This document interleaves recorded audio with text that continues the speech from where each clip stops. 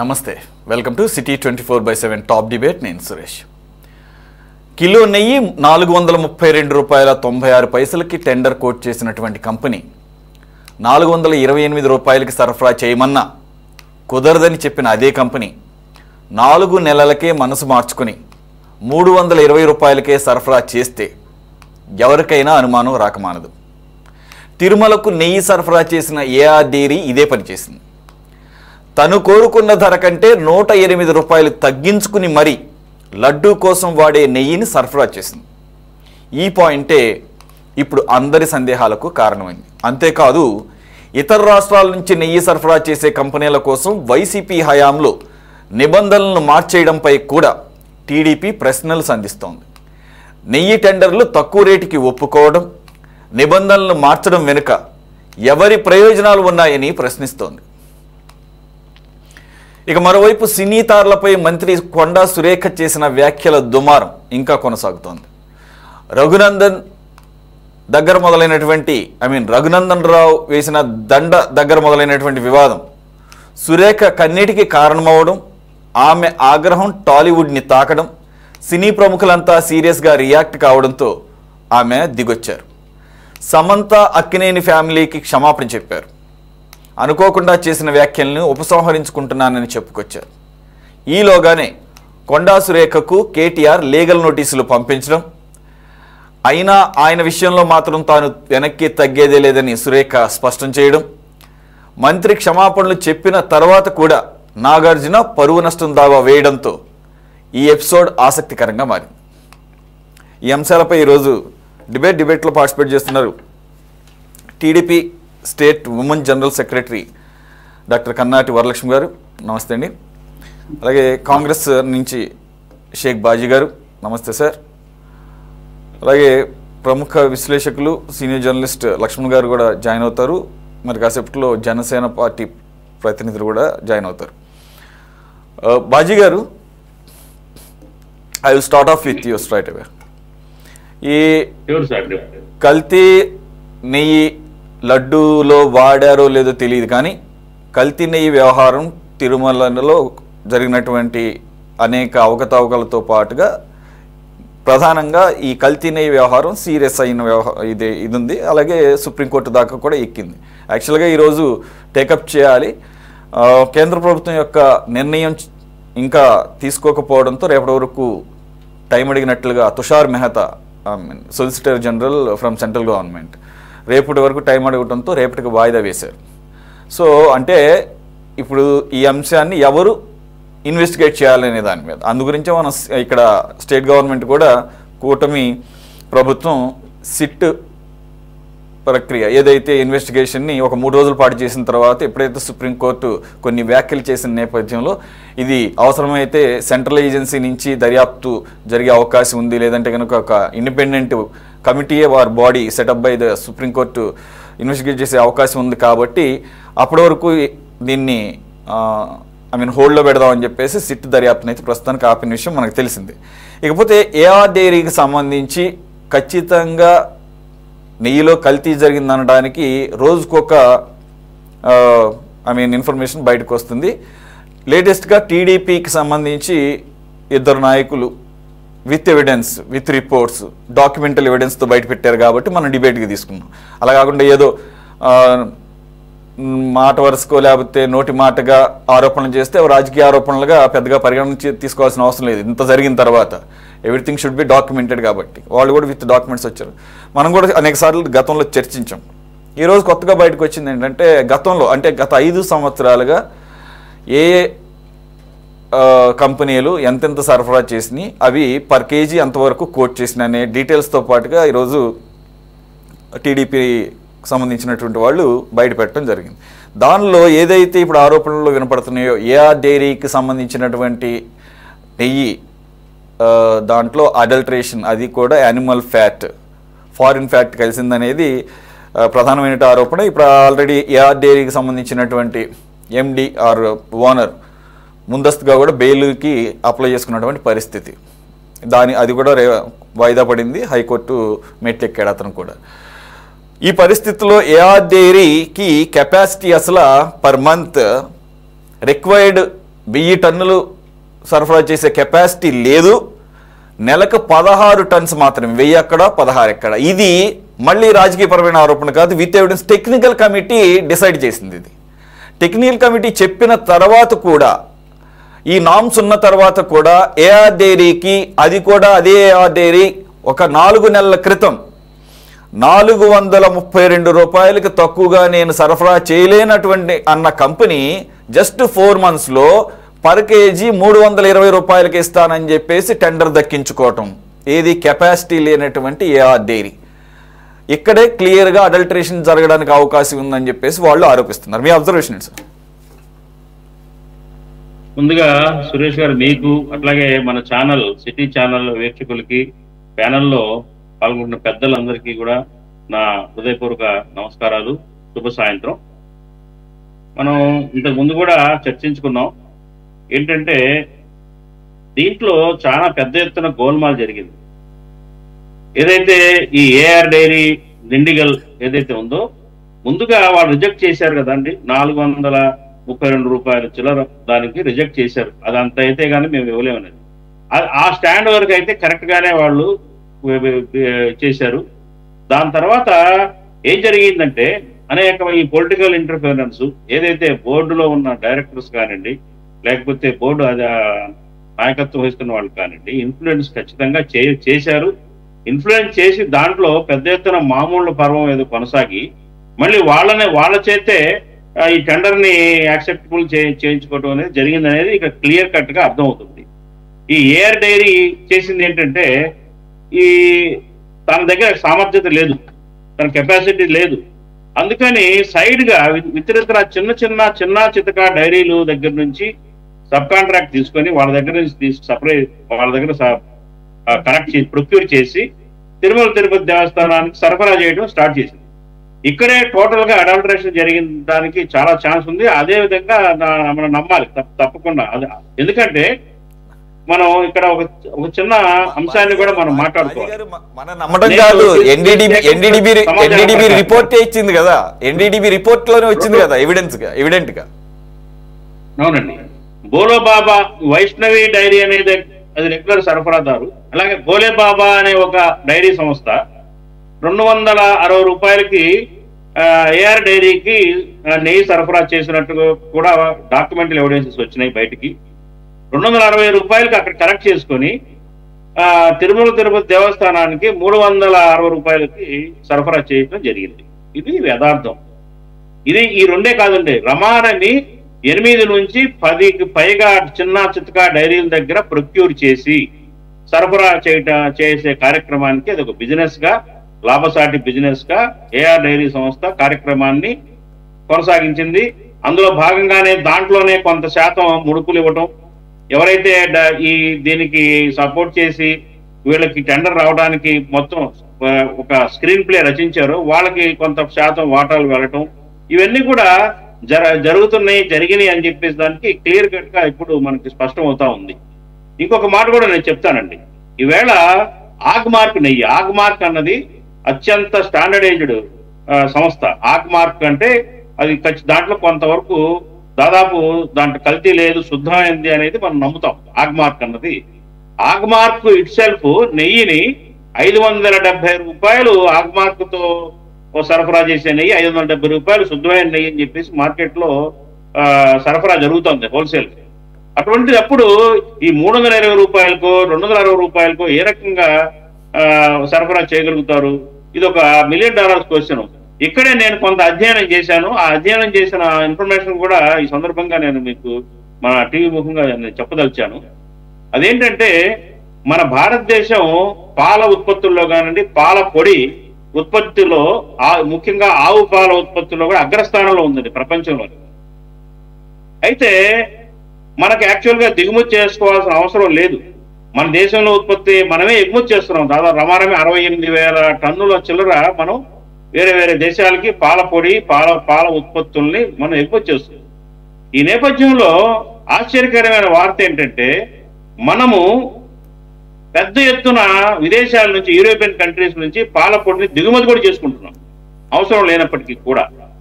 అది ఎవరు చేసుకుంటున్నారు? ఈ చిన్న చితక డైరీలు లాభాపేక్షతోటి మరి తక్కువ ధరకు వస్తుందని. ఒక్కసారి రేట్లు పరిశీలిస్తే కనుక మన భారతదేశంలో లభించే పాల పొడి యొక్క ధర కిలో 275 రూపాయల నుంచి 350, 340 రూపాయల వరకు ధర ఉందండి బ్రాండ్ని బట్టి, పర్సంటేజ్ దాంట్లో వెన్న పర్సంటేజ్ని బట్టి. అయితే ఏదైతే యూరోపియన్ కంట్రీస్ నుంచి మెయిన్గా ముఖ్యంగా స్పెయిన్, న్యూజిలాండ్ ఇట్లా అక్కడి నుంచి వచ్చే పాల పొడి ధర 175 రూపాయలకే ఈ కంపెనీలు దిగుమతి చేసుకుంటున్నాయి. అంటే ఏంటంటే 175 రూపాయలు చౌకా వస్తుంది కాబట్టి ఆ పాల పొడిని ఇండియాలో దిగుమతి చేసి కంటైనర్లుగా ఇండియాకి వస్తేనే డిఫరెంట్ నా అధ్యయనం ప్రకారంగా సుమారుగా 191 కంపెనీలు ఎవరైతే ఇండియాలో డైరీ ప్రొడక్ట్స్ ఉన్నాయో ఆ కంపెనీలు 191 కంపెనీలను విదేశీ కంపెనీల నుంచి ఇంపోర్ట్ చేసుకుంటున్నారు. అదే డాటా ఉంది. ఏ పోర్ట్ నుంచి ఎంతెంత క్వాంటిటీ దిగుమతి అవుతుంది అనే డాటా కూడా నేను కలెక్ట్ చేసి చెప్తున్నాను, అథెంటిక్ ఇన్ఫర్మేషన్. సో ఏంటంటే వీళ్ళు ఎందుకు చౌకగా వస్తుందని వీళ్ళు దిగుమతి చేసుకుని ఆ పాల పొడితోటే పాల ఉత్పత్తులు కానీ, నెయ్యి కానివ్వండి, ఇతర ఉత్పత్తులు కానీ, ఐస్ క్రీమ్స్ లో కానివ్వండి రకరకాలుగా ఇండియాలో వాడబడతా ఉంది చిన్న చితక డైరీస్ నుంచి. ఇక్కడే అసలుకి మోసం జరుగుతూ ఉందండి. ఎందుకంటే మనకైతే ఇక్కడ నెయ్యిలో ఈ రకంగా యానిమల్ ఫ్యాట్స్ కానివ్వండి, ఇతర అడల్టరేషన్ చేసే అవసరం ఉండదు. ఎందుకంటే దాదాపు మన పాల నుంచి మనం ఉత్పత్తి చేసే పాల నుంచి తయారు చేసిన పాల పొడితోనే మనకి ఇక్కడ జరుగుతూ ఉందండి. కానీ విదేశాల్లో ఏంటంటే యానిమల్ ఫ్యాట్ ఏదైతే ఉందో యానిమల్ ఫ్యాట్ వాడటం క్రైమ్ కాదు. అక్కడ యూరోపియన్ కంట్రీస్ లో ప్రధానంగా యానిమల్ ఫ్యాట్ ని వాడుతూ ఉంటారు, విరివిగా వాడుతూ ఉంటారండి యానిమల్ ఫ్యాట్ ని. కాబట్టి ఏంటంటే వాళ్ళు దాన్ని ఇక్కడ అది ఏముంది దాంట్లో ల్యాబొరేటరీలు FSSAI ద్వారా కానివ్వండి, లేకపోతే ఆగమార్క్ సంస్థ ద్వారా కానీ, లేకపోతే వేరే అథెంటిక్ ల్యాబొరేటరీ ద్వారా కానీ టెస్ట్ చేయించుకొని అది ఇక్కడ పర్మిసిబులా కాదా అనేది ఏమి జరగకుండా యథేచ్ఛగా విదేశీ పౌడర్ తోటి ఇక్కడ తయారు చేయటం, పాలు అమ్మటం, నెయ్యి తీయటం ఎన్నో జరుగుతున్నాయండి. అదే క్రమంలో ఆ నెయ్యి మార్కెట్ లో ఏంటంటే ఇప్పటికైనా కానీ నుంచి వచ్చే పాల పొడిని బ్యాన్ చేయాలి, దిగుమతుల్ని బ్యాన్ చేయాలి తక్షణమే. అవసరం లేదు మనకి. మన ఇండియాలోనే జరుగుతున్న పాల పొడి ఉత్పత్తుల్ని మనం వాడాలి. అప్పుడే ఇలాంటివి జరగకుండా ఉంటాయి మున్ముందు. ఇది నా అప్పీలు. ఇకపోతే ఏంటంటే ఇప్పుడున్న ఈ నేపథ్యంలో కనుక అర్థమవుతే కనుక ఏదైతే ఏఆర్ ఫుడ్స్ వాడిన నెయ్యి ఏదైతే ఉందో రకరకాల చిన్న చితక డైరీ కంపెనీస్ సరఫరా చేసినాయి. అందులోనే నా అనుమానం ఏంటంటే విదేశాల నుంచి దిగుమతి చేసుకున్న పాల పొడిని విరివిగా ఉపయోగించి ఉండవచ్చు. తద్వారా ఏదైతే యానిమల్ ఏదైతే ఫ్యాట్స్ ఇవన్నీ కూడా ఫారిన్ ఫ్యాట్స్ అన్ని కూడా అడాల్టరేషన్ జరిగి ఉండవచ్చు అనేది నా అనుమానం. కాబట్టి ఏంటంటే ఇది నేపథ్యంగా నేను ఇన్ఫర్మేషన్ గా చెప్తున్నాను తప్ప మన డిబేట్ కి సంబంధించిన కాదు. మెయిన్ ఎజెండాల ప్రకారంగా పెద్ద ఎత్తున అవినీతి జరిగింది. కాబట్టి మా కాంగ్రెస్ పార్టీ నుంచి మేము ముందు నుంచి కోరుతున్నాం ఏంటంటే సిబిఐ చేత కానివ్వండి, లేకపోతే ఒక సుప్రీంకోర్టు రిటైర్డ్ జడ్జి కానివ్వండి, లేకపోతే అదే స్థాయిలో ఉన్న ఒక అత్యున్నతమైన మరి పరిశోధన వాళ్ళతో కానివ్వండి ఒక కమిటీ వేసి నిజ నిర్ధారణ చేయాలి. దీని లోతుల్లోకి వెళ్ళాలి, బాధ్యుల్ని కఠినంగా శిక్షించాలి. ఎందుకంటే సిట్టు మీద నమ్మకం లేక కాదండి, సిట్టు మీద చేసినా కానీ పర్ఫెక్ట్ గా సిట్టు యొక్క విచారణ ఆ నివేదికని పరిగణలోకి విశ్వాసంలోకి మొత్తం తీసుకోరండి. ఎందుకంటే మళ్ళీ వీళ్ళు బురద జల్లే కార్యక్రమం చేస్తారు. ఏదైతే దీనికి బాధ్యులు ఎవరైతే ఉన్నారో సిట్టు చంద్రబాబు నాయుడు గారి యొక్క జేబు సంస్థ వాళ్ళు కాబట్టి ఇదంతా తప్పులు తడక అని ఇదంతా మళ్ళీ స్టార్ట్ అయిపోతుంది. అందుకని ఏంటంటే దీనికి ఒక ప్రత్యేకమైన విచారణ సంస్థని ఒక అథెంటిక్ పర్సనాలిటీస్ తోటి ఏర్పాటు చేసి దీన్ని లోతుగా విచారించి నిజానిజాలు బయటికి తీసి బాధ్యుల్ని కఠినంగా శిక్షించాలి. ఒకటి. రెండోది, భవిష్యత్తులో ఈ నెయ్యి అడాల్టరేషన్ అనేది జరగకుండా చూడాల్సిన బాధ్యత కూడా ప్రభుత్వాల మీద ఉంది. దీనికి కేంద్ర ప్రభుత్వం పూర్తి బాధ్యత తీసుకోవాలి. మోడీ సర్కారుని నేను అప్పీల్ చేస్తున్నాను. విదేశీ పాల పొడిని దిగుమతులను ఆపండి. ఇండియాలోనే పాల ఉత్పత్తి నంబర్ 1 కంట్రీ మంది.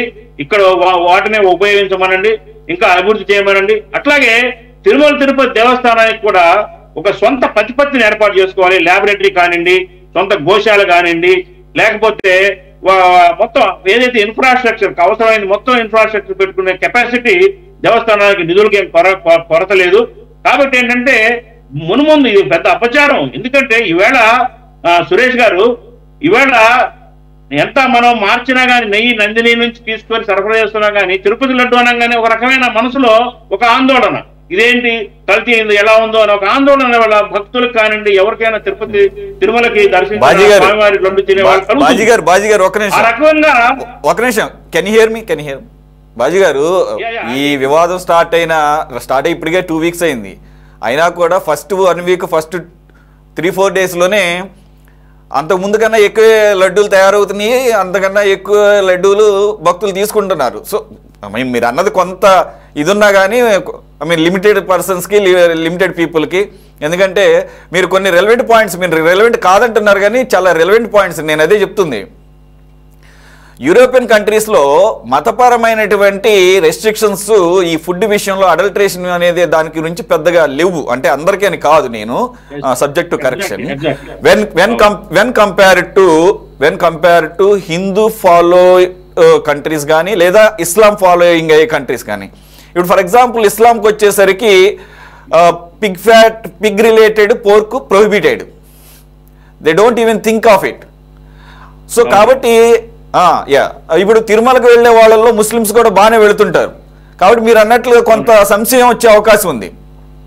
రెండోది, యూరోపియన్ కంట్రీస్లో ఏంటంటే they eat both pork and beef, వాళ్ళు రెండు తింటారు. సో వాళ్ళకి ఆ రెస్ట్రిక్షన్స్ పెద్దగా ఉండకపోవడం ఇక్కడ కారణమైంది, అంతే తప్ప వాళ్ళ పరంగా వాళ్ళు కరెక్టే. మనమే ఎటువంటి ఇంపోర్ట్ చేసుకుంటున్నాము, వేటిలో వాడుతున్నాం అనేది ఇక్కడ ఇంపార్టెంట్. వాంటెడ్గా ఇక్కడ కూడా తినేవాళ్ళు ఉన్నారు కాదంటలా, కానీ when it comes to holy places like TTD అక్కడ మనోభావాలకు సంబంధించింది కాబట్టి, అంతే తప్ప అక్కడ నాన్ వెజిటేరియన్ కాదు ఇక్కడ సమస్య, మతపరమైనటువంటి విశ్వాసాలకు సంబంధించినటువంటి అంశం కాబట్టి మీరు రెలవెంట్ పాయింట్ని టచ్ చేశారు. Why? Because imports European countries నుంచి వచ్చినప్పుడు వాళ్ళకి లేనటువంటి రెస్ట్రిక్షన్స్ ఈ రిలీజియస్ బేస్డ్ ఫెయిత్ ఉన్న వాళ్ళ దానికి కొద్దిగా అక్కడ చూసుకోవాల్సిన అవసరం ఉంది. సో ఆ రకంగా ఎప్పుడైతే ప్రైస్ చేంజ్ ఉందో అడల్ట్రేషన్కి ఛాన్సెస్ చాలా ఎక్కువ ఉంటాయి. దానికి తగ్గట్టుగానే సార్ లక్ష్మణ్ గారు, మనం చాలాసార్లు డిబేట్ చేసాము, ఇప్పుడు కొత్తగా వచ్చిందేం కాదు, కాకపోతే ఇప్పుడు డాక్యుమెంటల్ ఎవిడెన్స్తో ఇంకాస్త క్లియర్గా చెప్పుకుంటూ వస్తున్నారు ఈ కూటమికి సంబంధించినటువంటి నాయకులు. సరే, ఆల్రెడీ మీరు చూశారు, నవంబర్ లాస్ట్ ఇయర్ టెండర్లు పిలిచినప్పుడు ఇదే డైరీ పాల్గొని L1గా 428 రూపాయలకి దక్కించుకున్న వైష్ణవికి మ్యాచ్ చేస్తారా అని వీళ్ళు అడిగారట. 432, మీరు 4 రూపాయలు ఎక్కువ ఉంది మీది, మీరు కనుక రెడీ అంటే ఒక 4 రూపాయలు తగ్గించుకుంటానంటే 428కి దిగితే ఒక 35% ఆఫ్ ది ఏదైతే ఉంటుందో మీరు సరఫరా చేయాల్సింది అది మీకు ఇస్తామని చెప్పేసి టీటీడీ అన్నా కూడా మా వల్ల కాదని చెప్పేసి చెప్పిన సంస్థ తిరిగి జస్ట్ 4 నెలలు తిరిగేసరికి ఈ సంవత్సరం మార్చిలో పిలిచిన టెండర్లో 320కి దక్కించుకుంది 10 లక్షల టన్నులు సరఫరా చేసేదానికి. ఈరోజు చెప్తున్నది ఏంటంటే అసలు 16 టన్నులు కూడా సరఫరా చేసే కెపాసిటీ ఆయా డైరీకి లేదంటున్నారు. అది టెక్నికల్ కమిటీ ధృవీకరించిందని. రెండో పాయింట్ సార్, ఇక్కడ క్రూషియల్గా మన నిబంధనలు మార్చారన్నాం. రూల్ నెంబర్ 19 టీటీడీకి సంబంధించినటువంటి రూల్ బుక్లో capacity of the dairy 4 lakh litres milk capacity ఉండాలి. వాళ్ళు అవి మొత్తం కూడా ప్రాసెసింగ్ అయిపోయి అవసరాలన్నీ తీరిన తర్వాత 8 tons ఆఫ్ ఘీ ఇచ్చేటట్టుగా కెపాసిటీ ఉండాలి రూల్ నెంబర్ 20 ప్రకారంగా. అలాగే డైరీకి 3 సంవత్సరాల కనీసమైన ఎక్స్పీరియన్స్ ఉండాలి. దాన్ని 1 year కుదించారు. 800 కిలోమీటర్లకు చుట్టుపక్కల రేడియస్లోనే తిరుమలకి వాటికి మాత్రమే టెండర్లకు అవకాశం ఇవ్వాలి. దాన్ని 1500 కిలోమీటర్లకు పెంచారు.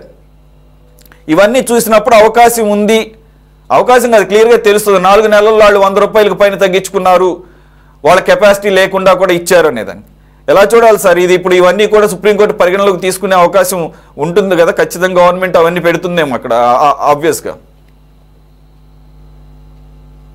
ఖచ్చితంగా సుప్రీంకోర్టు అన్ని పరిగణలోకి తీసుకుంటుంది.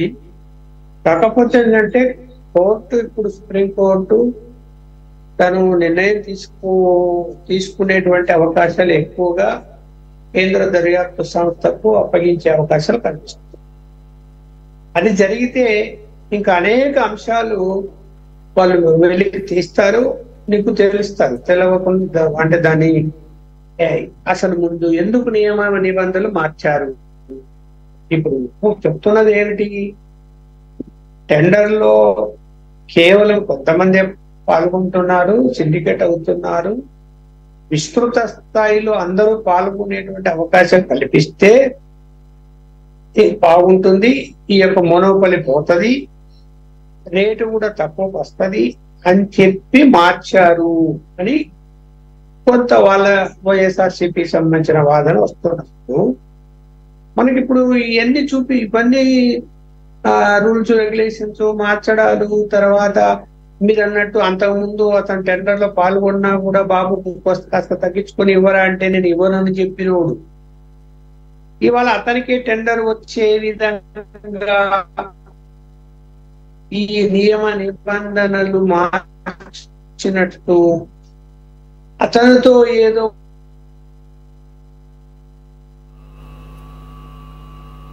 సార్ లక్ష్మణ్ గారు కొద్దిగా సిగ్నల్ వీక్ ఉన్నట్టుంది సార్, ఫ్రీజ్ అయింది మీ మళ్ళీ వస్తాను సార్ ఈ లోపల కనుక అది రెస్టోర్ అయితే.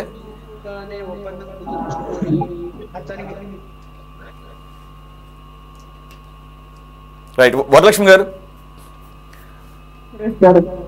సుప్రీంకోర్టు మొదటి రోజు అబ్జర్వ్ చేసిన దాని ప్రకారం కొంత ఒక కూటమికి సంబంధించిన మీ పార్టీ వాళ్ళు టీడీపీ కానీ ఎవరైనా కానీ కొంత డిఫెన్స్లో పడినట్లుగా అనిపించింది. అయితే of course that is the first day observation, that's not final anyway. అప్పుడు వరకు వాళ్ళ దగ్గర ఉన్న ఇన్ఫర్మేషన్ ప్రకారంగా వ్యాఖ్యలు చేసినటువంటి పరిస్థితి. ఇకపోతే ఈ లేటెస్ట్ ఫైండింగ్స్ ప్రకారంగా ఖచ్చితంగా అడల్ట్రేషన్ జరిగింది అనేది ఒక నిర్ధారణకు వచ్చే అవకాశం ఎంతవరకు ఉండే పరిస్థితి, ఆ రకంగా గవర్నమెంట్ డాక్యుమెంటల్ ఎవిడెన్స్ సబ్మిట్ చేయడానికి రెడీ అవుతుందా? నమస్తే అండి సురేష్ గారు, మీకు ప్యానెల్లో పెద్దలకి, రాష్ట్ర ప్రజలందరికీ కూడా వెరీ గుడ్ ఈవినింగ్. సార్ ఏది కూడా ఫస్ట్ ఆఫ్ ఆల్ ఎవిడెన్స్ లేకుండా, ఇది చాలా సెన్సిటివ్ ఇష్యూ. ఇది భక్తుల మనోభావాలు, హిందువుల మనోభావాలు అనుకోండి, రాష్ట్రంలో రాష్ట్ర ప్రజలు కాదు ప్రపంచ వ్యాప్తంగా ఉన్న వెంకటేశ్వర స్వామి భక్తుల మనోభావాలు కూడా ముడిపడి ఉంటాయి. కాబట్టి ఎట్టి పరిస్థితుల్లో వితౌట్ ఎవిడెన్స్ ఏది కూడా మాట్లాడరు. అది ఫస్ట్ ఆఫ్ ఆల్ ఇది గుర్తుపెట్టుకోవాలి వైఎస్ఆర్సీపీ నాయకులు కూడా. ఇక్కడ మీరు అన్నట్లండి, last 2023 October Chittoor Vaishnavi dairy 428 రూపాయల 4 పైసలకి కోడ్ చేశారు. అది L1 గా చేశారు. అదే అప్పుడు ఏఆర్ డైరీ ఎంతంటే 432 రూపాయల 96 పైసలకి వాళ్ళు కోడ్ చేశారు. ఇక్కడ ఒక్కటి గుర్తుపెట్టుకోవాలండి, యాక్చువల్ గా టెండర్లలో ఎవరు తక్కువ కోడ్ చేస్తే వాళ్ళకి ఆ ప్రాజెక్ట్ దక్కుతుందనేది అంటే నాకు తెలిసిన ఇప్పుడు వరకు అండి. కానీ అప్పుడే మన టీటీడీ మరి అక్కడున్న అధికారులు అనుకోండి, అక్కడున్న సోకాల్డ్ హయ్యర్ అఫీషియల్స్ అనుకోండి, వాళ్ళు ఏం చెప్పారు, ఏఆర్ డైరీని స్పెషల్ గా రిక్వెస్ట్ చేశారంట, వైష్ణవి డైరీ ఎంత కోడ్ చేశారో మీరు అంతకు కానీ కోడ్ చేస్తే మీకు ఒక 35% మీకు ఆర్డర్ ఇస్తామని. అంత రిక్వెస్ట్ చేసుకోవాల్సిన అంత అవసరం అప్పుడు ఎందుకు వచ్చిందో తెలియదు. వీళ్ళు వాళ్ళని బ్రతిమలాడినా కానీ లేదు లేదు మాకు అస్సలు వర్కౌట్ కాదు, మేము చేయలేమని చెప్పి చేతులెత్తేసిన అదే ఏఆర్ డైరీ ఎగ్జాక్ట్ గా మళ్ళా మార్చిలోకి వచ్చే లోపల 320 రూపాయలకి 10 లక్షల కేజీల నెయ్యికి వాళ్ళ ఆర్డర్ చేజెక్కించుకున్నది. ఇది పెద్దలు కూడా అంటే వినాలి. లక్ష్మణ్ సార్ అన్నారు ఇందాక, ఏమన్నారంటే ఒక చిన్న మాట అన్నారు, లేదు లేదు ఇది పెద్ద ఎత్తున అందరినీ ఇన్వాల్వ్ చేయడం వల్ల ఏమైనా ₹1 తగ్గినట్టుగాని వైఎస్ఆర్సీపీ నాయకులు చెప్తున్నారు అని అన్నారు. ఇదే టైంలో వైవి సుబ్బారెడ్డి గారండి ఫిబ్రవరిలో 2023 ఫిబ్రవరిలో వైవి సుబ్బారెడ్డి గారు అప్పుడు టీటీడీ చైర్మన్ గా ఉన్నప్పుడు అహ్మద్ నగర్ మల్గా మిల్క్ డైరీ దానికోసంగా 496 రూపాయల 90 పైసలకి 10 లక్షల కేజీలకి ఆర్డర్ ఇచ్చాడు. అంటే అక్కడ మరి వైవి సుబ్బారెడ్డి గారు చేశారా, లేకపోతే ఇక్కడ తగ్గించేసి ఏదో టీటీడీకి వీళ్ళు పెద్ద ఎత్తున తీసుకొచ్చారో నాకు తెలియదు. కానీ ఇది యాక్చువల్ గా జరిగినప్పుడు అండి ప్రతి ఒక్కళ్ళం కూడా మనము క్వాలిటీ గురించి అయినా లేకపోతే మనకి ఏదైతే ఇవన్నీ జరుగుతున్నాయో లాస్ట్ 2 weeks గా జరుగుతున్నాయో ఖచ్చితంగా ఒక డౌట్ అయితే వస్తుంది కదా. విత్ ఇన్ స్పాన్ ఆఫ్ 3 నెలల్లో అంత నుంచి వాళ్ళు 432 రూపాయల నుంచి 320 రూపాయలకి ఇస్తుందంటే క్వాలిటీ మీద కూడా మనకి డౌట్ వస్తుంది ఎవరికైనా కానీ. అంతేగాని అదే సేమ్ డైరీని కూడా వాళ్ళు వైష్ణవికి ఇవ్వకుండా వీళ్ళనే రిక్వెస్ట్ చేయడంలో అంటే ఏఆర్ డైరీ మీద మన నాయకులకి ఒక చిత్తశుద్ధితో వ్యవహరించారు. అల్టిమేట్ గా ఏఆర్ డైరీకి మాత్రమే ఇవ్వాలి. ఇది ప్రీ ప్లాన్డ్. దీని గురించి ఇప్పుడు ఏదో సుప్రీంకోర్టు ఏదో ఆక్షేపించిందని చెప్పేసి వీళ్ళంతా మాట్లాడడం ఉందో ఇదొకటి. రెండోది సార్, ఇక్కడ సురేష్ గారు ఆగ్మార్క్ సంస్థ వాళ్ళైతే 578 రూపాయలు ఒక లీటరు ఒక కేజీ నెయ్యికి 578 రూపాయలు మనకి వాళ్ళు కోట్ చేశారనమాట. నేషనల్ గా ఉన్న కోఆపరేటివ్ డైరీ వాళ్ళేమో 483. సరే, మీరు ఆగ్మార్క్ ని ఫాలో అవ్వలేదు, లేదా అంటే నేషనల్ కోఆపరేటివ్ సొసైటీ ఉన్నది లేకుండా 320 రూపాయలకి ఎలా మనకి నాణ్యమైన నెయ్యి అందించారనేది ఇక్కడ ప్రతి ఒక్కళ్ళకి ఒక డౌట్ అరైజ్ అవుతుంది. At the same time Vaishnavi డైరీని కాదని వీళ్ళని అది రిక్వెస్ట్ చేయడం కూడా ఒక డౌట్ అరైజ్ అవుతుందండి. ఇది ఏదో ఊరికే ఎవిడెన్సెస్ లేకుండా ఏదో మాట్లాడడం అనేది కాదు. సో మీరు ఇంకొక విషయం కూడా చెప్పారు సార్. యాక్చువల్ గా మొన్న జూలైలో కూడా 50 కిలోమీటర్ల లోపల ఉన్న తిరుమలని వదిలేసి 1200 కిలోమీటర్లు వెళ్ళి మళ్ళా మన మొత్తం ట్యాంకర్ అంతా తిరిగి వచ్చిందని చెప్పేసి ఏదైతే మేము చెప్పామో అక్కడ కొన్ని మీరు చెప్పారు 19 రూల్ నంబరు 19 అంటే రూల్ నంబర్ 20 కూడా చెప్పారు. అంటే ఒక టిటిడి సంస్థ వాళ్ళు ఏ టెండర్ అయినా వేసినా కొన్ని ప్రాతిపదికన కొన్ని అది ఆర్టికల్ ప్రకారం ఉంటుంది. ఒకటి రూల్ నంబర్ 19 మీరు చెప్పినట్టు వాళ్ళకి అట్లీస్ట్ 4 లక్షల లీటర్ల సామర్థ్యంగా ఉండాలి. వాళ్ళకి మనకి ఎనీ టైం వాళ్ళని మనం నమ్మి ఇచ్చేటప్పుడు వాళ్ళ స్టాక్ కూడా మెయింటైన్ చేయగలిగే కెపాసిటీ ఉంటేనే మనకి సేమ్ సంస్థ నుంచి మనకి ఆ ప్రోడక్ట్ వస్తుంది, మనకి ఆ క్వాలిటీ వస్తుంది అని కూడా ఉంటుంది. దాన్ని వీళ్ళు సవరించేశారు ఆల్రెడీ. అది యాక్చువల్ గా దాన్ని సవరించడమే కాకుండా మీరున్నట్టు 20 కూడా సవరించారండి. 8 టన్నుల ఆవు నెయ్యి ఎప్పుడు సఫిషియెంట్ గా వాళ్ళ దగ్గర స్టాక్ ఉండాలి. దాన్ని కూడా ఇవి 2 తీసేశారు. దానికి తోడు మనకి ఇంకొకటి కూడా అండి, విత్ ఇన్ ద డిస్టెన్స్ లోపల కూడా మనకి ఎంత ఉండాలి అనేది ప్లస్ ఎవరైతే టెండర్లలో పార్టిసిపేట్ చేస్తున్నారో వాళ్ళకి ప్రీవియస్ గా 3 years అట్లీస్ట్ ఎక్స్పీరియన్స్. ఎందుకంటే అది ఏదో మన ఇంట్లోకి తీసుకొచ్చుకునేది కాదండి. ఏదన్నా చిన్న ఇష్యూ వస్తే దాన్ని రిజెక్ట్ చేసేదానికి. ఇది కంప్లీట్ గా ఒక పెద్ద సంస్థకి టిటిడి లాంటి పెద్ద సంస్థకి ఇచ్చేటప్పుడు వాళ్ళు ఖచ్చితంగా ఒక ఎక్స్పీరియన్స్ అయ్యింది, వాళ్ళు కొంచెం మెయింటైన్ చేసే వాళ్ళైతేనే ఇవ్వాలనేది దాన్ని కూడా తీసి 1 సంవత్సరానికే కుదించారు. అదే కాకుండా 800 కిలోమీటర్ల పరిధిలో ఉన్న దాన్ని 1500 అంటే మనకి ఎలా కావాలంటే అలా అవసరం. రాజ్యాంగాలను మార్చాలని ట్రై చేసిన మన బటన్ నొక్క గవర్నమెంట్ కి ఇలాంటివన్నీ సవరించడం పెద్దది కాదు. రెండోది సార్, మీరు ఇక్కడ ఇంకోటి కూడా గుర్తుంచుకోవాలి. టీటీడీలో యాక్చువల్ గా వైవి సుబ్బారెడ్డి గారు చైర్మన్ గా ఉన్నప్పుడు అండి, ఒక జనరల్ బాడీ మీటింగ్ లో ఉన్నప్పుడు సురేష్ గారు పెద్దలకు కూడా బాగా గుర్తుంటది. ప్రతి ఒక్క టికెట్స్ ఎలా పెంచేశారు అంటే అంగట్లో సరుకులు కదా, లేకుంటే ఏదో వేలం పాట వేసేసుకొని ఇంత పెంచేయండి అంత పెంచేయండి అంటే దానికి ఒక ఏమంటారు ఒక డిసిప్లిన్ లేదు, ఒక అంటే భక్తులంటే ఒక రెస్పెక్ట్ లేదు. అంత డైరెక్ట్ గా టికెట్లనే వాళ్ళు ఇష్టం వచ్చినట్టేసి 10,000 రూపాయల టికెట్ కి 500 రూపాయలు ఇచ్చిన రసీదు ఇచ్చిన వైవి సుబ్బారెడ్డి గారు నెయ్యిని టెండర్లని కాంట్రాక్టర్స్ ని వీళ్ళందరినీ గోల్మాల్ చేయకుండా ఉంటారని మరి ఎవరు అనుకుంటారో నేనైతే అనుకోనండి. ప్రజలు కూడా ఇవాళ ఖచ్చితంగా ప్రతి ఒక్కళ్ళు దీన్ని ఇది జరిగిందని 100% నమ్ముతున్నారండి. ఇదేదో ప్రతిపక్షాలు ఏదో అంటే గొగ్గోలు పెట్టినంత మాత్రాన నిజాలేమి మారిపోవు. రెండోది సార్, ఇంకొకటి ఏఆర్ డైరీ ఎండి గారు ముందస్తుగా వీళ్ళు నాకు బెయిల్ కావాలని చెప్పేసి ఎందుకు వెళ్ళారో మీరు ఒకసారి అది కూడా ఆలోచిస్తే బాగుంటుంది. ఎందుకంటే ఇప్పుడు ఆయన్ని తీసుకొచ్చి పెడితే ఏం జరిగింది, ఎంతవరకు జరిగింది అనేది ప్రతి ఒక్కటి బయట వస్తాయి. కాబట్టి ఇవన్నీ ఒకదానికొకటి ఇంటర్లింక్ అయిపోయినాయండి. సో ఏదైతే గత 5 సంవత్సరాలలో నెయ్యే కాదండి, ఎంటైర్ టీటీడీ మొత్తము 5 సంవత్సరాల్లో తిరుమల తిరుపతి ప్రతిష్టని చాలా దారుణంగా చేసేశారు. అక్కడ ఉన్న ప్రతి ఫుడ్ ని అంతే చేశారు. కాబట్టి మాకున్న డౌట్లు మేము ఇది మీకు అంతా చెప్తున్నాం సార్. దీంట్లో మీకు ఏదైనా డౌట్ అండి, దీంట్లో ఏదైనా ఉంది కాదు అండి, ఇలా ఉంది కదా, ఇలా ఉందని ఎక్కడైనా మీకు ఆస్కారం ఉంటే మీరు అడగొచ్చు. మేము రెడీగా ఉన్నామండి సమాధానం చెప్పేదానికి. ఇన్ని వాళ్ళ దగ్గర సఫిషియెంట్ ఇదేదో ఈ రోజు మాత్రమే బయటకు వచ్చిన ఇన్ఫర్మేషన్ కాదు. కొన్ని రోజులుగా వన్ బై వన్ యాడ్ అవుతూ వస్తున్నాయి. ఇవే కాదు, 250 కోట్ల రూపాయల టర్న్ ఓవర్ ఉండాలి యాక్చువల్గా. దాన్ని కూడా 150 కోట్లు సరిపోతుందని చెప్పేసి సవరించారు. రూల్ నెంబర్ 19-20 సవరించడం కూడా కాదు, రూల్ నెంబర్ 19 and 20ని తీసేశారు, ఏకంగా రిమూవ్ చేశారు.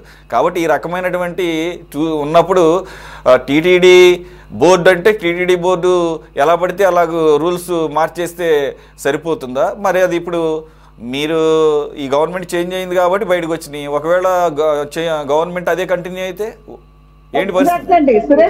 సురేష్ గారు యాక్చువల్ గా వాళ్ళు 30 సంవత్సరాలు మేము ఇక్కడే పాతుకపోతాం, మేము రూల్ చేస్తాము, మేము ఇప్పుడు ఎవరు ఆలోచించుకోవాలి? ప్రజలు ఆలోచించుకోవాలి, భక్తులు ఆలోచించుకోవాలి. మొదటి రోజు డిబేట్ మనం దీని మీద నడుపుతున్నప్పుడు లక్ష్మణ్ గారు చాలా సంయమనంగా ఉంటారు. అటువంటి లక్ష్మణ్ గారే, ఎందుకంటే ఆయన ఒక భక్తుడు, ఆయన మనోభావాలు దెబ్బతిన్నాయి కాబట్టి ఆయన కొద్దిగా హార్ష్గా కూడా మాట్లాడారు. దానికి రీజన్ దాన్ని అర్థం చేసుకోగలం. నేనేమంటున్నానంటే, if government doesn't change in 2024, ఇవన్నీ కూడా కంటిన్యూ అయ్యాయి కదా నెక్స్ట్ 5 years, మళ్ళా నెక్స్ట్ 5 years లో కూడా కనుక చేంజ్ అవ్వకపోతే ఇంతకన్నా కూడా అధ్వానంగా తయారయ్యేది కాదా పరిస్థితి? మరి అవన్నీ బయటకు వచ్చే అవకాశం ఉండేది కాదు కదా, వాళ్ళు టెస్టులకు పంపించే వాళ్ళు కాదు కదా. తిరుమలలో ఉన్న testing centres basic testing centres, deep డౌన్గా గనక ఫారిన్ ఫ్యాట్ గనక కనిపెట్టేటటువంటి పరిస్థితి అక్కడ ఉన్నటువంటి టెస్టింగ్ సెంటర్స్కి లేవు. ఇవన్నీ కూడా ముఖ్యమంత్రి చంద్రబాబు నాయుడు గారు ఇవన్నీ అన్నిటితో పాటుగా మాట్లాడితే, ఆయన మాట్లాడింది ఒకే ఒక్క దాన్ని ఏదో కోయిల ముందే కూసిందని చెప్పేసి కూసిందని అంటున్నారు. రాజకీయం చేసేదానికండి ఏమైనా మాట్లాడచ్చు. అదే రాజకీయం చేశారు అని అంటున్నారు. మరి రాజకీయం చేయాలంటే ఏం చేయాలి? మొత్తం నేషనల్ మీడియా మొత్తాన్ని పిలిచి దాన్ని ఒక్కదాన్ని హైలైట్ చేస్తూ ఆయన అన్నీ మాట్లాడుతూ, మరి 2 నెలల పాటు ఎందుకు చెప్పలేదంటే, 2 నెలల పాటు అసలు దీన్ని పెద్ద ఇష్యూగా చేయదలుచుకోలేదేమో. ఎందుకు మా భక్తుల మనోభావాలకు సంబంధించింది కదా, ఇప్పటి నుంచి దీన్ని ప్రక్షాళన చేద్దామని అనుకున్నారేమో. అందుకని ఇది ఎమ్మెల్యేల మీటింగ్లో చెప్పడం, ఆయన ఛాలెంజ్ చేయటం వైవి సుబ్బారెడ్డి, అప్పుడు రిపోర్టు బయట పెట్టక తప్పకపోవడం, మేబీ సర్కమ్స్టాన్షియల్గా ఇవన్నీ కూడా కోర్టు తెలుస్తుందండి. లక్ష్మణ్ గారు ఇందాక సారీ, మీ లైన్ ఫ్రీజ్ అయింది కాబట్టి నేను వేరే వరలక్ష్మి గారిని తీసుకున్నాను. మీరు కంటిన్యూ చేయొచ్చు సార్.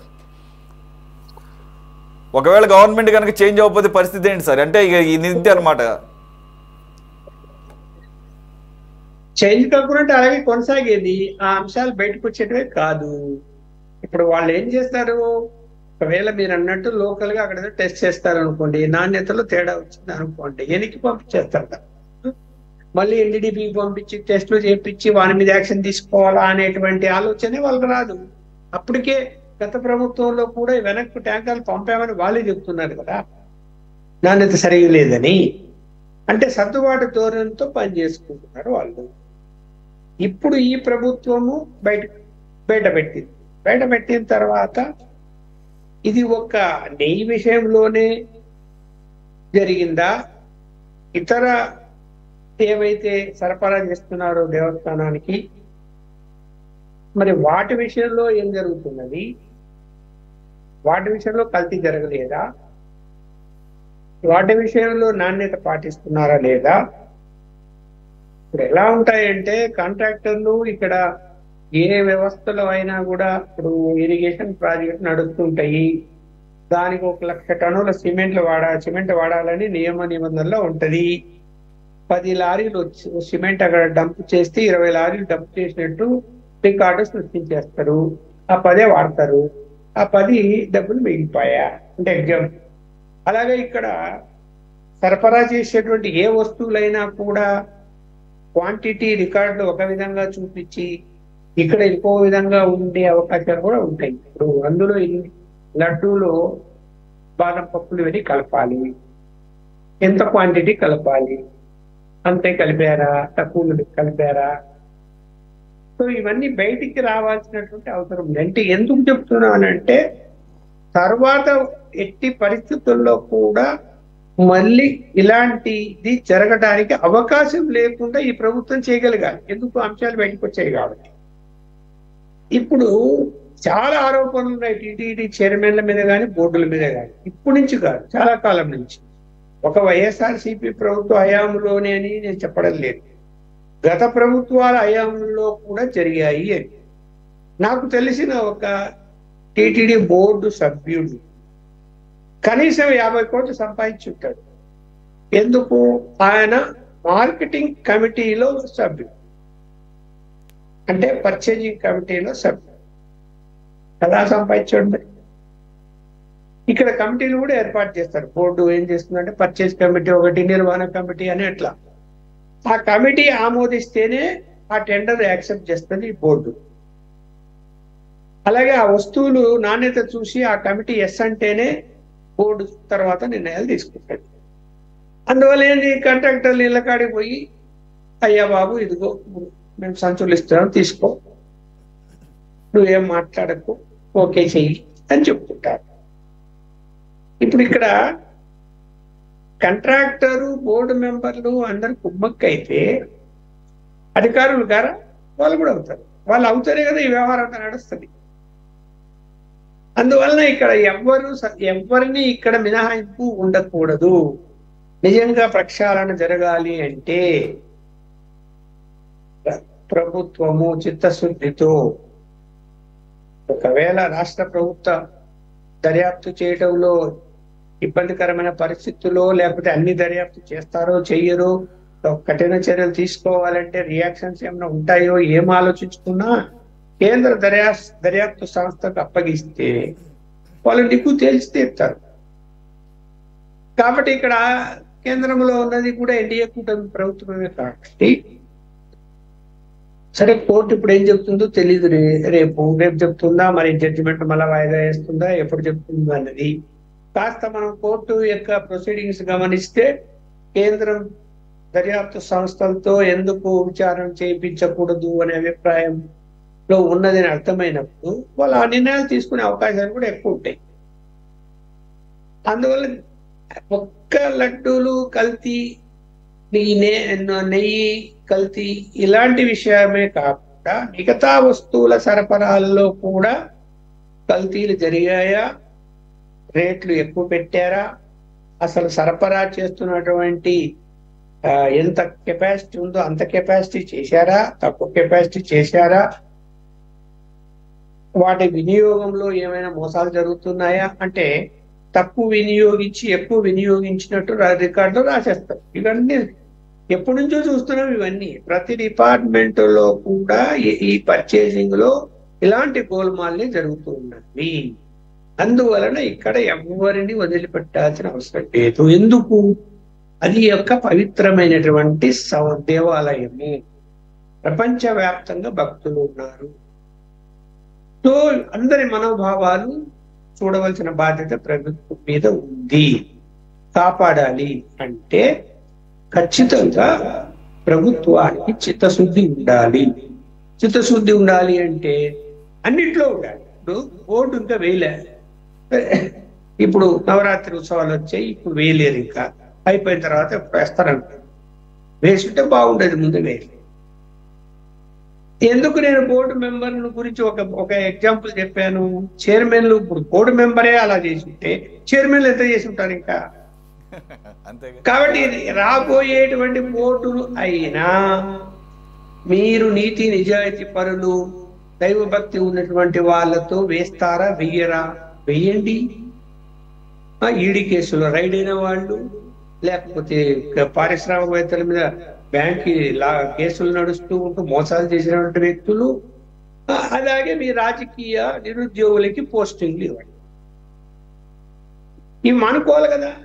ఎందుకు మానుకోరు నాకు అర్థం కాదంటే, ఒక దేవస్థానానికి బోర్డు అంటేనే తెలుగుదేశం పార్టీ అధికారంలో ఉంటే వాళ్ళ నాయకులు, కాంగ్రెస్ పార్టీ అధికారులు ఉంటే వాళ్ళ నాయకులు,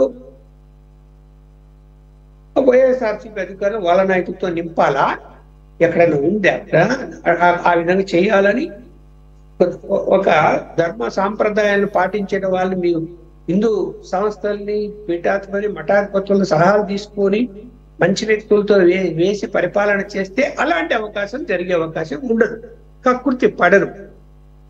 లేకపోతే ఏమైపోతుందంటే రాజకీయ నాయకులు కానీ ఈ వ్యాపార సంస్థలకు సంబంధించిన వాళ్ళు కానీ బోర్డు మెంబర్లుగా ఉంటే కక్కుర్తికి పడతారు గ్యారెంటీగా.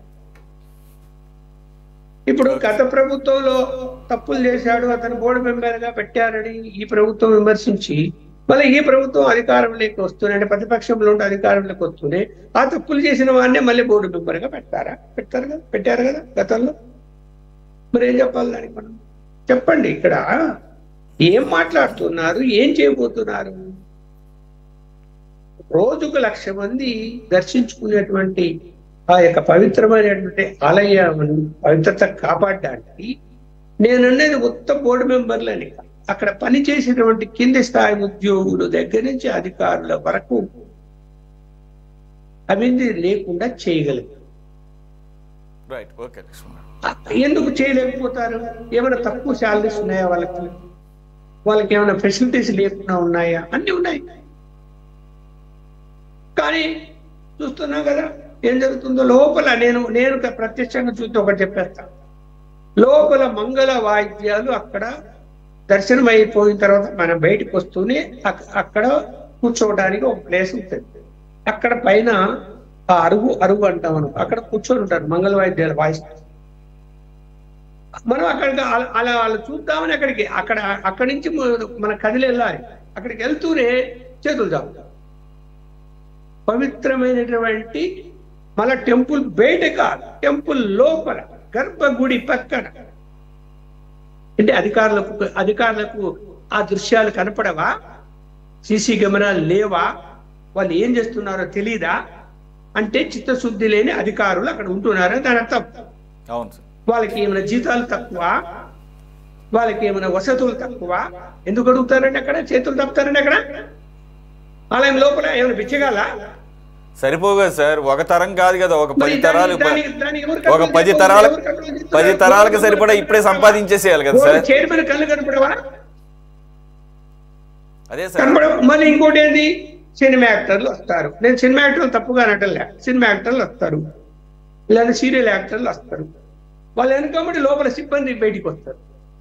ఎలా వస్తారండి బయటికి? వాళ్ళు రాజకీయ నాయకులు వెనుకబడి బయటకు వస్తారు.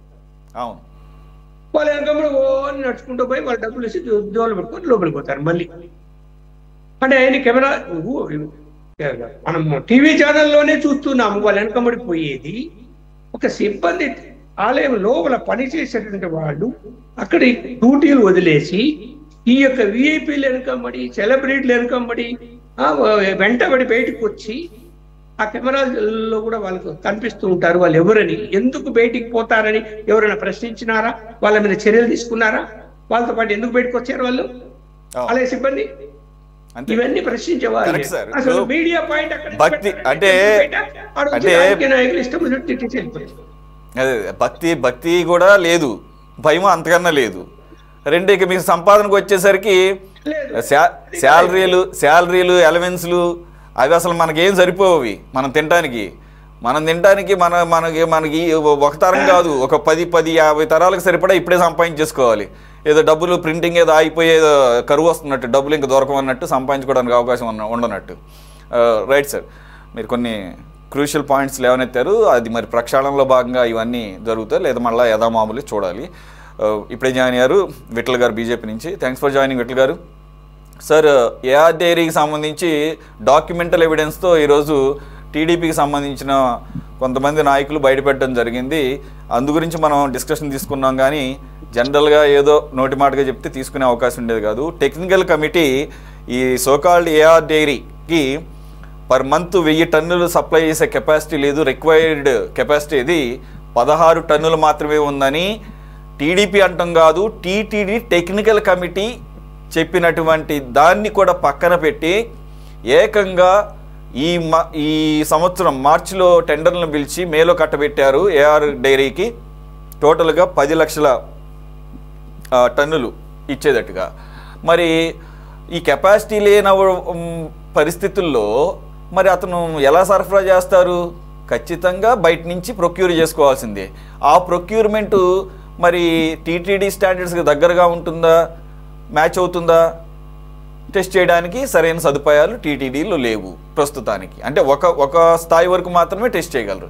కాబట్టి ప్రతిసారి కూడా నేషనల్ లెవెల్లో టెస్టింగ్ ఏజెన్సీస్కి పంపించేసేసి అవి వచ్చే వరకు ఏమో వీటిని వాడకుండా ఉండటం ఇవన్నీ ప్రాక్టికల్గా సాధ్యపడేది కాదు. కాబట్టి చేయాల్సింది ఏంటి, సరిగ్గా వాడికి అన్ని ఫెసిలిటీస్ వాడి కెపాసిటీ ఉంటేనే ఇస్తే అప్పుడు వాడు ఎటువంటి మాల్ ప్రాక్టీస్ లేకుండా ఇస్తాడు. ఇది కదా కామన్ సెన్స్. మరి ఇలాగ రూల్స్ ఏమో తీసేసి కొన్ని రూల్స్నేమో వైలేట్ చేసి కొన్ని నామ్స్నేమో తగ్గించేసేసి 800 కిలోమీటర్ల పరిధిలో ఉండాలంటే 1500 కిలోమీటర్ల పరిధి వరకు మీరు నిబంధన మార్చేసి మరి ఈ రకంగా ఉన్నప్పుడు మరి ఈ రకమైనటువంటి రిజల్టే చూస్తాం కదా. సురేష్ గారు, మీకు ఈ ఛానల్లో ఉన్నటువంటి పెద్దలకు అదేవిధంగా ఈ యొక్క ఛానల్ని వీక్షిస్తున్నటువంటి సమస్త ప్రజానీకానికి ముందుగా నమస్కారాలు తెలియజేస్తున్నాను. సారీ లేటుగా నేను ఎంటర్ అయినందుకు. ఈ రోజున ఈ సందర్భం, ఈ యొక్క విషయం మీద మనం గతంలో చాలా సార్లు చర్చించుకున్నాం. అదేవిధంగా ఇక్కడ 2 విషయాలు మెయిన్గా ఆలోచించాలి సార్. నేను గతంలో కూడా దీని మీద నేను చెప్పుకున్నాను. ఒకటి, ముందుగా స్వామి గారి మీద భక్తి కలిగి ఉండాలా. అక్కడ ఉండేటువంటి ఉద్యోగులు కానివ్వండి, కమిటీ మెంబర్లు కానివ్వండి, ఎవరైనప్పటికీ ముందుగా ఈ యొక్క విధానం మీద, అదేవిధంగా హిందూ సమాజం, హిందుత్వం, హిందూ యొక్క పరిస్థితుల మీద కూడా అక్కడ పనిచేసే వాళ్ళు కానివ్వండి, అక్కడ ఉన్నటువంటి కమిటీ మెంబర్లు కానివ్వండి, ఎవరైనప్పటికీ విశ్వాసం కలిగి భగవంతుని సేవ చేసుకుందాము అనే భావంతో వచ్చిన వ్యక్తులు అయిన ఉన్నట్టయితే కొంతలో కొంత, నేనేం పూర్తిగా చెప్పను, కొంతలో కొంత.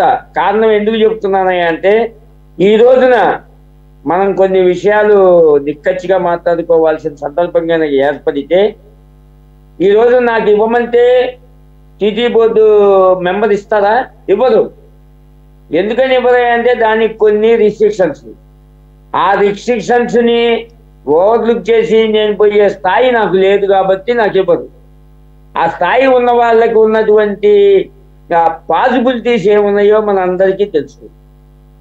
అందువలన అటువంటి స్థాయి కలిగిన వ్యక్తి అక్కడికి వెళ్ళిన తర్వాత తను భగవంతుని సేవ కన్నా తన సొంత సేవ లేదు.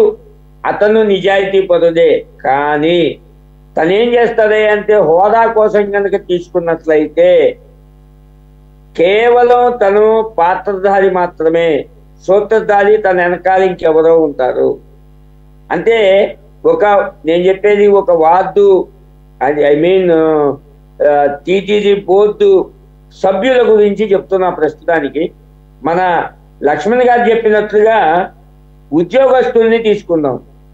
ఉద్యోగస్తులు అనే వాళ్ళు ఈ రోజున ఎప్పుడైతే మొదటి నుంచి మనం చర్చించుకుంటున్నాం, మొట్టమొదటిగా అన్యమతస్తుల్ని ఈ యొక్క హిందూ దేవాలయాల్లో పెట్టుకోవడమే మొట్టమొదట చేస్తున్నటువంటి తప్పు. కారణం వాళ్ళకి ఉద్యోగం ఇవ్వద్దనో లేకపోతే వాళ్ళకి ఇంకా ఏదో ఇబ్బంది పెట్టాలనో మా ఉద్దేశం కాదు. కానీ వారికి ఇంకెక్కడన్నా మీరు ప్రొవైడ్ చేయండి. ఈ యొక్క హిందూ దేవాలయాల్లో ఇతర మతం మీద గౌరవం ఉన్న వ్యక్తిని తీసుకొచ్చి హిందూ దేవాలయాల్లో పెడితే అతనికి ఏమి చిత్తశుద్ధి ఉంటుంది? కాబట్టి అతను ఏం చేస్తాడు? అతను తప్పు చేయకపోయినప్పటికీ, అంటే ఎందుకు చెబుతున్నానంటే మనం ఎవరో ఒక వ్యక్తినో ఒక పద్ధతినో మనం విమర్శించకుండా ఈ రోజున ఉన్నటువంటి డిబేట్లో మనం చెప్పుకునే విధానాన్ని సెంట్రలైజ్ చేయాల. ఈ సెంట్రలైజ్ చేసే విధానంలో అతను తనకి ఇష్టం లేని దైవం, ఇష్టం లేని సంస్కృతి, ఇష్టం లేని విధానాన్ని తనేం చేస్తాడంటే ఏం జరిగినా నాకెందుకని పక్కన కూర్చుంటారు. తప్పు చేసిన వాడికన్నా తప్పును సమర్థించిన వాడిదే ఎక్కువ నేరం. ఇది రాజ్యాంగంలో ఉన్న వ్యవస్థ. కాబట్టి మీరు ఎప్పుడైతే హిందూ దేవాలయాల్లో ప్రభుత్వ ఉద్యోగాల ద్వారా ఈ యొక్క అన్యమతస్తుల్ని తీసుకొచ్చి ఈ దేవాలయాల్లో పెడుతున్నారు. అక్కడే మొట్టమొదట రాంగ్ స్టెప్ వస్తుంది. అందుకని మొదటి నుంచి కూడా మేమేం కోరుకుంటున్నామయ్యా అంటే ఈ ప్రభుత్వం నుంచి అసలు దేవాదాయ శాఖనే రద్దు చేసేయాలా. దేవాదాయ శాఖ అనేదే పెద్ద బూతు. కారణం వేరే ఉద్దేశం ఏం కాదు. దేవాదాయ శాఖ అనేది ప్రభుత్వ ఆధీనంలో ఉంటుంది. ప్రభుత్వ అధికారులు ప్రభుత్వ ఉద్యోగులు ఎప్పుడైతే వస్తారో వీళ్ళకి మనం సర్వసాధారణంగా చేయాల్సినటువంటి రిజర్వేషన్ విధానంలో అన్యమతస్తుల్ని అక్కడ చేర్చుకోవాల్సిన అవసరం ఏర్పడుతుంది. ఈ తదనుగుణంగా వచ్చే కార్యక్రమాల వలన జరిగే పరిణామాలు ఏమంటే ఇటువంటివన్నీ జరుగుతూ ఉంటాయి. ఇప్పుడు అదే విధంగా మీరు చెప్పినట్టు ఏఆర్ డైరీ ఉంది, దానికి ఎలిజిబిలిటీ లేదు. కానీ అక్కడ ఉన్న అధికారం లేదా దాన్ని తీసుకొచ్చి అక్కడ ఇంప్లిమెంట్ చేసేటువంటి వ్యక్తి తన స్వలాభం కోసం ఆ యొక్క కంపెనీని దీంట్లో ఇంప్లీట్ చేయటం కోసం తన శాయశక్తులా ప్రయత్నం చేస్తూ తన ఇన్ఫ్లుయెన్స్ను ఉపయోగించి అక్కడ ఉన్నటువంటి రూల్స్ను మార్చి ఏదో ఒక విధంగా, ఎందుకని వారి దగ్గర గడ్డి తిన్నాం, ఆ తిన్న గడ్డి మనకు అదుగుదల కావాలి అంటే వాడిని తీసుకొచ్చి అక్కడ పెట్టాలా. అందుకని నేను అనేది ఒక ఏఆర్ డైరీనో లేకపోతే ఇంకొకటో కాదు. అసలు మీరు కనుక గమనించినట్లయితే ఈ రోజున ఈ చర్చ జరుగుతున్న సందర్భంలో మనం కేవలం ఒక ఏఆర్ డైరీని మాత్రమే చూస్తున్నాం. కానీ గత కొన్ని దశాబ్దాలుగా ఈరోజు వెలుగులోకి వచ్చినటువంటి సందర్భాన్ని బట్టి చూస్తే గత దశాబ్దాలుగా ఏదో ఒక స్థాయిలో టీటీడీ వ్యవస్థాపకంగా జరుగుతున్నటువంటి అవినీతి, అదేవిధంగా అక్కడ జరుగుతున్న కల్తీలు, ఇవన్నీ కూడా ఒక్కొక్కటిగా బయటకు వస్తున్నాయి. ఇది ఎంత దారుణం, ఎంత నీచం అంటే ప్రజలు భగవంతుని మీద భక్తితో పోయి ప్రసాదం కోసమో లేదా కోసమో ప్రజాశాంతి పార్టీ అధ్యక్షుడు కేఏ పాల్ గారు కూడా ఈ విషయానికి సంబంధించి సుప్రీంకోర్టులో పిల్లి వేశారు, ప్రజా ప్రయోజన వ్యాజ్యం వేశారు.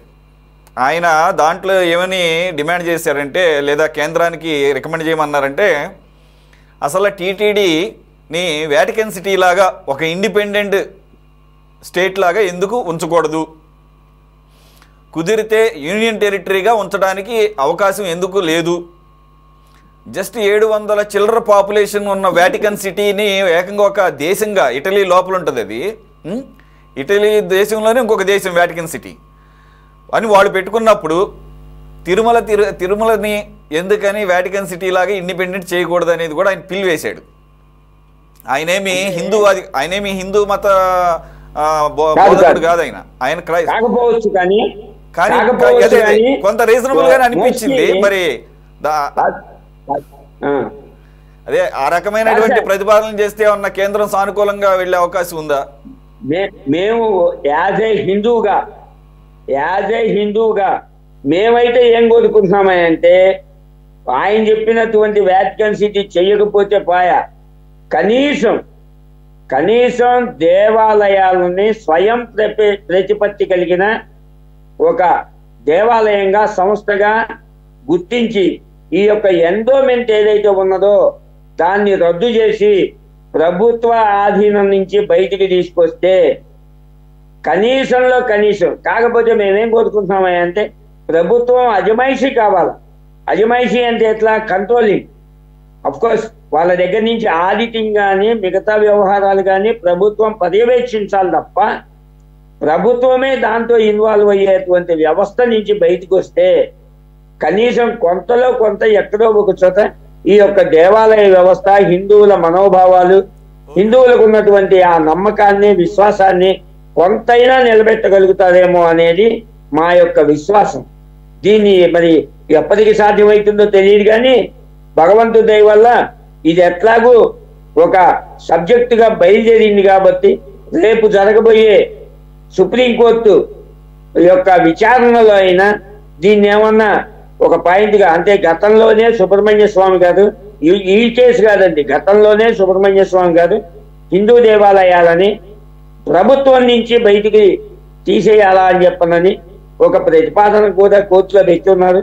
అది గనక సానుకూలపడి ఈ యొక్క ప్రభుత్వం నుంచి దేవాలయాల్ని గనక బయటికి తీసి, అయితే అట్లా అని పూర్తిగా కాదు, కొంత అజమాయిషి ఆడిటింగ్ కానీ లేకపోతే పర్యవేక్షణ కానీ ప్రభుత్వం ఆధీనంలో ఉన్న మిగతా అక్కడ జరిగేటువంటి మిగతా కార్యక్రమాలన్నీ కూడా స్థానికంగా ఆ యొక్క దేవాలయానికి సంబంధించినటువంటి పూర్వీకులు అట్లాగే ట్రస్టీల ద్వారా కనుక జరిగితే కొంతైనా ఒక సంస్కారం హితంగా జరుగుతాయని మాత్రం మేము ఆశిస్తున్నాం. అది జరగాలని కూడా కోరుకుంటున్నాం. ఓకే.